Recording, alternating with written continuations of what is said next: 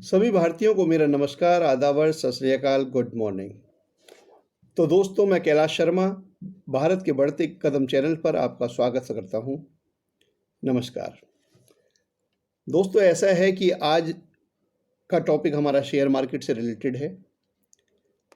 Share market में जिस तरह से अभी बुल रन चल रहा है और ये बुल रन लगातार पिछले काफ़ी टाइम से चल रहा है, मैं कोई एग्जाम्पल नहीं देना चाह रहा, ना मैं आपको कुछ बताना चाह रहा हूँ। बस मैं ये कहना चाह रहा हूँ कि बुल रन हमेशा के लिए नहीं होता। बुल रन कई बार कम भी होता है, ज़्यादा भी होता है। ये मार्केट में ऊपर नीचे होने वाली चीज़ें होती रहती हैं और ये हमेशा से होती रहेंगी। इसके पीछे कारण ये है दोस्तों, देखो, जैसे पिछले साल भी मार्केट एक बार टूटा था। उस टूटने के पीछे कारण जो भी रहा हो, लेकिन ये पक्का है कि कई नए लोगों को मार्केट में घुसने का मौका मिला, अच्छे रेट्स पे इन्वेस्ट करने का मौका मिला। और जब मार्केट इस तरह से टूटती है, काफ़ी डाउन जाती है, करेक्शन आता है, तो उस करेक्शन में कई लोग अपना परचेज भी करते हैं। अब इसके पीछे कारण कुछ मार्केट किस वजह से जा रही है ऊपर नीचे, या कई चीज़ें ऐसी भी होती हैं जो मैनिपुलेटेड भी करी जाती हैं। तो उसके पीछे दोस्तों कारण ये है कि देखो, दो तरह के लोग होते हैं हमारी पूरी मार्केट में। देखो, एक सटोरिये हो गए, मंदड़िये हो गए, ये सब चीज़ें तो आपने सुनी ही होंगी। तो देखो, जैसे मार्केट अगर डाउन जाती है, कई लोग क्या करते हैं कि वो जब मार्केट डाउन जाती है तभी खरीदते हैं और ऊपर जाने वाली मार्केट में वो लोग बेच देते हैं। उन्हें एक आइडिया लगा रहता है कि इतने मार्केट तक जाएगी या इस शेयर का इतना रुपये रेट होगा तो हम इसको सेल कर देंगे, हमारा प्रॉफिट मार्जिन 20% है, 30% है, इस तरह से लेके उसके बाद वो सेल कर देते हैं। अब मार्केट अगर उसके बाद भी बढ़ती रहती है तो इन लोगों के साथ प्रॉब्लम हो जाती है, क्योंकि काम धंधा इनका सिर्फ ये मार्केट में ही है, ये यही काम करते हैं। इसके अलावा कोई दूसरा काम अगर करते हैं तो एक अलग बात है, लेकिन ज़्यादातर इनका यही काम है। तो अब ये लोग सोचते हैं कि हम भाई दोबारा से मार्केट में आना है तो क्या करेंगे। अब ये इंतज़ार करते हैं कि मार्केट जब दोबारा डाउन आएगी तो हम दोबारा परचेज करेंगे, फिर मार्केट में हम इन्वेस्ट करेंगे। ये समस्या भी कई बार होती है कि जैसे मान लो आपने कोई शेयर 100 रुपये में ख़रीद लिया है और लगभग 130 रुपये के करीब जब मार्केट का रेट बढ़ा है, या 125 रुपये में आपने वो शेयर सेल कर दिया है, लेकिन शेयर की कीमत बढ़ती जा रही है और शेयर तुम्हारा मान लो 130-40 तक पहुंच गया। अब आप 125 में बेच के तो दोबारा से 130 में या 40 में ख़रीदेंगे नहीं। अब आप वेट करते हैं कि भाई मार्केट दोबारा से डाउन हो जाए। इसी तरह से कई लोग वेट करते हैं, आप ही नहीं, बहुत लोग वेट करते हैं। और जब दिक्कत तब पड़ती है जब ये इस तरह का वेट चलने लगता है उन लोगों का जो मार्केट को मैनिपुलेट भी कर सकते हैं। बहुत पैसे वाले लोग हैं, ऑपरेटर्स भी हैं और अच्छे अच्छे ब्रोकर भी हैं, जो ये सोचते हैं भाई उन्होंने अपना शॉर्ट कर दिया है सौदा, उसके बाद उन्हें दोबारा से एंट्री करनी है, अब री एंट्री कहाँ मिलेगी, किस रेट पे मिलेगी, ये वो सोचते हैं, प्रोग्राम बनाते हैं। अब दोस्तों, यही एक जो प्रॉब्लम है वो यही है, कई बार इसी वजह से मार्केट डाउन भी जाती है और बहुत ज़्यादा भी जाती है। और कई बार ऐसा भी होता है कि ये लोग मतलब ये क्या करते हैं कि जैसे मार्केट ऊपर जा रही है, अब उस टाइम पे जैसे मार्केट ने डाउन जाना शुरू करा तो कई लोगों ने इस टाइम पे क्या करा है, क्योंकि इनके परमानेंट सौदे तो है नहीं, इन्होंने और सेल करना शुरू कर दिया और फिर जब मार्केट नीचे गई तो इन्होंने फिर उसको खरीद लिया। तो इस तरह से रेगुलर बेसिस पे मार्केट ऊपर नीचे हो जाती है। अब आपको एक काम की चीज़ और बताता हूँ। जनरली मार्केट में जब डाउनफॉल आता है तो मंगलवार को आता है। मंगलवार को डाउनफॉल काफ़ी तेज़ी से आता है और आप इतिहास उठा के देख लो, ज़्यादातर डाउनफॉल जो मंगलवार को आया है उसमें कम से कम, वैसे तो कई बार 2 महीने भी गया है, लेकिन कम से कम वो डाउनफॉल आपका 2 वीक तो रहा ही है। तो ये वीडियो आज हमने उन लोगों के लिए बनाई है जो लोग इन्वेस्ट करते हैं, लॉन्ग टर्म इन्वेस्टमेंट के हिसाब से मैं बता रहा हूँ।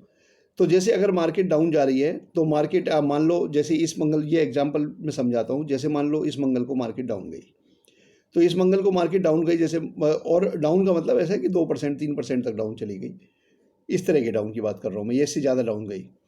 तो अब आपने अगले दिन या उसी दिन शाम को नहीं खरीदने शेयर, आपने रुक जाना है। और इंट्राडे वालों के लिए यहाँ पर यह है कि नेक्स्ट डे आपने सेल आउट करने हैं शेयर्स देख के, और जो आपको ओवर वैल्यूड शेयर लग रहे थे उन्हें सेल आउट करना है और इवनिंग में फिर परचेज करना है। इससे आप सेल करके भी पैसा कमा सकते हैं, क्योंकि मंगलवार को जो मार्केट डाउन जाती है, अब इस शुक्रवार तक छोड़ दीजिए, वो रेगुलर बेसिस पे कुछ ना कुछ डाउन चली गई है, जाती रही है। अब उसके बाद नेक्स्ट मंगल आया, उसे भी छोड़ दीजिए। अब जो उसके बाद नेक्स्ट वीक का फ्राइडे आएगा, उस दिन आप लोगों ने इन्वेस्ट करनी है शेयर्स में या स्टॉक्स में इन्वेस्ट करनी है, उनमें जिनके लिए मैंने आपको पहले बताया हुआ है, पूरी तरह से एनालिसिस करके और पूरी तरह से चेक करके। जैसे ईपीएस आपने चेक कर लिया, पीई रेशो चेक कर ली, बुक वैल्यू चेक कर ली, मार्केट वैल्यू चेक कर ली, है ना, शेयर की वैल्यूएशन क्या है, और अब भी वो आपकी रेंज में आया है नहीं आया है, उसका 52 वीक का हाई लो भी चेक करने के बाद पूरी तरह से जब आपको मार्केट के सेंटिमेंट्स नेक्स्ट वीक में सही लगेंगे, तो इस मंगल को अगर मार्केट टूटी है तो आपने नेक्स्ट वीक के शुक्रवार को, यानी कारोबारी सप्ताह के आखिरी दिन, आपने इन्वेस्ट करना है, कुछ शेयर्स में इन्वेस्ट करना है, और जो आपने इन्वेस्टमेंट सोचा हुआ है उसका लगभग 25% इन्वेस्ट करना है। क्योंकि कई बार ये होता है कि ये मैं उन लोगों के लिए बता रहा हूँ, जैसे किसी ने 100 रुपये पे सौदा लिया है और मार्केट बढ़ते बढ़ते उसका 130 रुपये पे सौदा बेच चुका है या 125 रुपये पे सौदा बेच चुका है, और अभी उसके पास पैसा पड़ा हुआ है, तो उसने 25% इन्वेस्टमेंट करनी है नेक्स्ट फ्राइडे में। समझ गए दोस्तों? और इन चीज़ों का और उसे इन्वेस्टमेंट इसी तरह से करना है कि 10 शेयर्स में इन्वेस्ट करें, अलग अलग रेट्स पे करें, या जो आपके पहले के शेयर्स थे उनमें कम रेट्स आ रहे हैं तो कम रेट्स पे इन्वेस्ट करें, क्योंकि पहले भी जो शेयर आपने 100 रुपये पे ख़रीद के 130 रुपये पे जो आपने बेचे हैं या 120 रुपये पे बेचे हैं, उसका आपको फ़ायदा हुआ है। तो इसका मतलब आपने उस टाइम पे उसके फंडामेंटल्स वगैरह सभी चेक करे हुए होंगे, तो उसमें भी आप ये कर सकते हैं। ये है देखो दोस्तों पैसे कमाने का तरीका। ये मैंने आपको बताया कि गिरती हुई मार्केट में किस तरह से इन्वेस्ट करना है, और ये है उन लोगों के लिए जो आपके नए लोग भी इसमें कर सकते हैं और पुराने लोग तो करेंगे ही। तो ये उन लोगों के लिए है जो अपने सौदा क्लियर करके और अभी निकल चुके हैं मार्केट से, उनके लिए है। लेकिन जिन लोगों ने देखो परमानेंट के लिए करा हुआ है कि भाई हमने आगे 10 साल 15 साल तक करना है, तो उन्हें इस स्ट्रेटजी में चाहें तो वो भी अपना 25% सेल आउट करके और उसके बाद नेक्स्ट वीक में आप उसे परचेज कर सकते हैं। तो पोर्टफोलियो पे ध्यान दीजिए और अपने शेयर्स पे ध्यान दीजिए, ये सारी चीज़ें होती रहती हैं। अभी मैं इसमें एक एग्जांपल देना चाहता हूँ, जैसे हर्षद मेहता के बारे में। हर्षद मेहता का एग्जांपल ऐसा है कि देखो दोस्तों, एक टाइम तो ऐसा था कि he was the Amitabh Bachchan of stock market. जैसे अमिताभ बच्चन की कोई मूवी नहीं पिटती थी, ऐसे ही इसने जिस शेयर पे हाथ रख लिया वो शेयर ऊपर उठ जाता था। लोग इसे कहते थे इसके हाथ नहीं है, पारस पत्थर है, जिसे छू लेता था वही सोना बन जाता था, मिट्टी को भी छू ले तो वो भी सोना बन जाता था। देखो बाद में क्या हुआ एक अलग चीज़ है, लेकिन उस टाइम पे क्या था, ये आपने जो अभी फिल्म आई थी हर्षद मेहता के ऊपर, वो चीज़ भी आपने नोट तो करी ही होगी। तो ये सारी चीज़ें हैं। वैसे वो काफ़ी गरीब फैमिली से था, और गरीब फैमिली से होने के बाद जैसे एजुकेशन के साथ साथ उसने जॉब्स भी करी। हाँ, स्पोर्ट्समैन काफ़ी अच्छा था, क्रिकेट बहुत अच्छी खेलता था, और इसी वजह से उसे कॉलेज में एडमिशन भी मिला। स्पोर्ट्स कोटे से उसने कॉलेज में एडमिशन लिया था। कॉलेज के साथ साथ उसने कई तरह की जॉब करी। जॉब में जनरली वो सेल्स वगैरह की जॉब करता था, जैसे सीमेंट बेचना, बिल्डिंग मटेरियल बेचना। कुछ जगह उसने डायमंड्स वगैरह का भी कारोबार में घुसने की कोशिश करा भी, उसने नौकरी करी उस जगह। और इंश्योरेंस सेल आउट करने के लिए बाद में वो इन्वॉल्व हुआ, जैसे इंश्योरेंस कंपनीज वगैरह की इंश्योरेंस सेल करते हैं, उसमें उसने बहुत कुछ सीखा। उसने लोगों को कन्विंस करना सीखा कि किस तरह से कन्विंस कर सकते हैं लोगों को। सेल स्किल्स काफ़ी उसकी बढ़ गई, और इन्हीं बढ़ी हुई सेल स्किल्स का और कन्विंस करने का जो तरीके थे उनका उसने बहुत ज़्यादा फ़ायदा बाद में उठाया। और इंश्योरेंस के दौरान ही उसे पता चला कि मनी मार्केट में क्या वैल्यू है, मनी मार्केट में कैसे डील करते हैं, तो उस चीज़ का उसे काफ़ी फ़ायदा हुआ। मनी मार्केट में जब वो घुसा और स्टॉक ब्रोकर बनने के लिए उसने अप्लाई किया लाइसेंस के लिए, तो उसे एक हिसाब से अपना सब कुछ बेचना पड़ा। दोस्तों से उसने काफ़ी उधार लिया। आज भी अगर आप देखेंगे तो बाहर वाले आदमी इतनी आसानी से स्टॉक ब्रोकर नहीं बन सकते। उसमें पैसा भी काफ़ी चाहिए, पहुँच भी चाहिए, पावर भी चाहिए, कई लोगों की सपोर्ट भी आपको होनी चाहिए। तो इस तरह की चीज़ें उस टाइम भी थी। ये बाहर का ही आदमी था, तो इसे जनरली कोई इतनी आसानी से अंदर उसने नहीं देना चाहता था। बाद में यह है कि जब स्टॉक मार्केट में हुआ ये कि इसने क्लाइंट्स के रुपए लगवाए और अच्छे स्टॉक्स वगैरह चेक करे, उसमें रुपए लगवाए, तो हो ये रहा था कि ये क्लाइंट्स को जो बोल रहा था वही हो रहा था। शेयर मार्केट वो शेयर प्राइस इसके बढ़ते जा रहे थे। बाद में इसे ज़रूरत पड़ी जैसे फंड्स की, तो बैंक रिसिप्ट वगैरह का क्या सिस्टम है, ये अभी जो फिल्म आई है उसमें भी आपने देख लिया होगा, ज़्यादा क्या समझाऊं। तो उसमें फंडिंग इसको वहाँ से मिली। फंडिंग मिली तो इसने वो मतलब काफ़ी तेज़ी से शेयर्स में इन्वेस्ट करना शुरू कर दिया, और लोगों का इस पर विश्वास भी बना। जब लोगों ने देखा कि यार ये जिस चीज़ पे हाथ लगा रहा है उसी के रेट बढ़ते जा रहे हैं, तो इसके नाम से ही वो शेयर्स बिकने लगे और रेट बढ़ते चले गए। दोस्तों जब तक ये कर रहा था छोटे मोटे काम, मतलब छोटे स्केल पे, तब तक तो दिक्कत नहीं थी, लेकिन ये मार्केट में बहुत बड़े स्केल पे पहुंच गया, बहुत बड़े स्केल पे पहुंच गया। तो जनरली ऐसा ही होता है, जैसे 100 रुपये का शेयर किसी ने 130 रुपये में, 140 रुपये में बेचा, कई लोगों ने रखे हुए थे, उनके पोर्टफोलियो सारे बिगड़ गए, आगे दोबारा मार्केट में आना है कैसे करें, वो सब इसका इंतज़ार करने लगे कि कैसे डाउन आएगी मार्केट। तो मार्केट डाउन करने के लिए उन्होंने भी काफ़ी कुछ करने की कोशिश करी। जो हर्षद मेहता ने इलीगल काम करे, वो इलीगल काम लगभग सारे ही लोग कर रहे थे।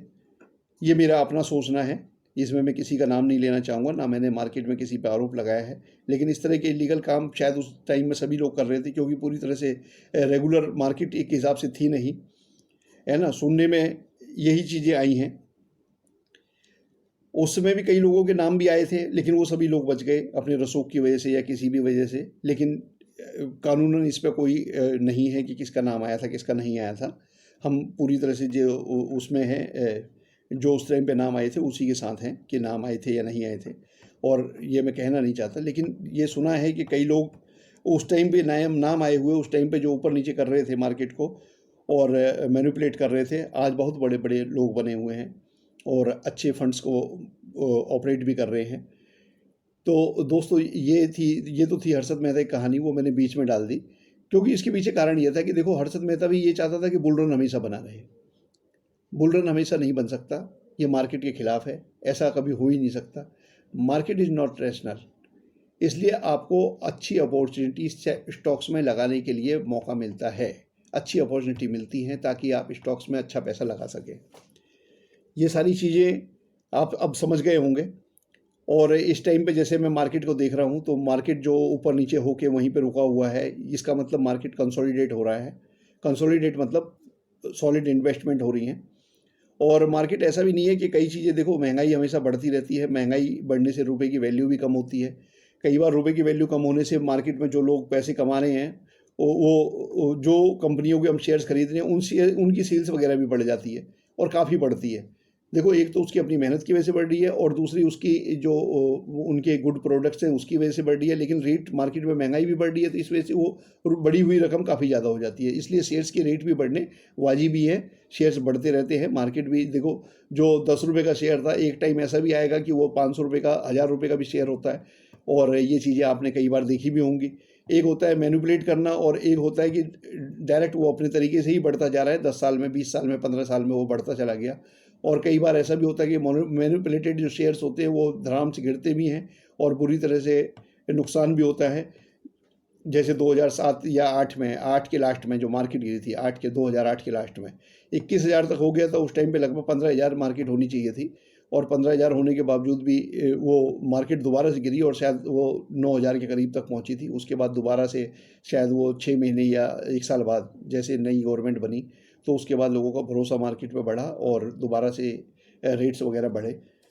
तो दोस्तों आज मैं आपको यही समझाना चाह रहा था कि बुल रन हमेशा के लिए नहीं होता, मार्केट ऊपर नीचे होती है, मार्केट में करेक्शंस भी आती हैं, कंसोलिडेट भी होती है। कंसोलिडेट होने में मार्केट जो होती है वो कुछ पॉइंट से ऊपर नीचे होती रहती है और लगभग उसी पॉइंट पे रहती है। इसमें मार्केट के देखो डायरेक्ट दो चीज़ें बन जाती है कि कितने ऊपर तक शेयर जा रहा है और कितने नीचे तक आ रहा है, सपोर्ट लेवल क्या है इसका।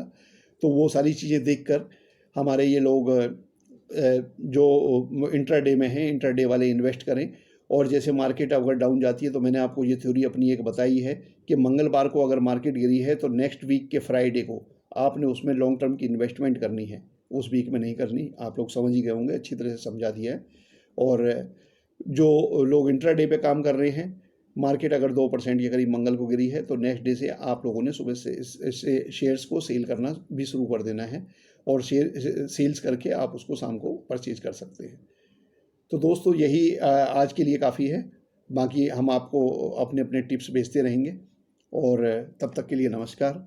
बस एक रिक्वेस्ट और है कि अगर अभी तक आपने हमारा चैनल सब्सक्राइब नहीं करा तो कृपया चैनल सब्सक्राइब करें और तब तक और हमारी जो वीडियो आपको लाइक आती है, लाइक और शेयर्स के बटन दबाएं, उन्हें आगे बढ़ाएं ताकि हमारे ये जो इम्पोर्टेंट टिप्स हैं ये ज़्यादा से ज़्यादा लोगों तक पहुंच सकें, जब मार्केट बढ़ेगी तो आप भी बढ़ेंगे, आपके शेयर्स भी बढ़ेंगे, और ये सारी चीज़ें जितनी ज़्यादा लोग उसमें से कमा सकते हैं वो हर एक के अपने अपने माइंड के गेम के ऊपर बात है, अपने अपने पॉकेट मनी के ऊपर बात है।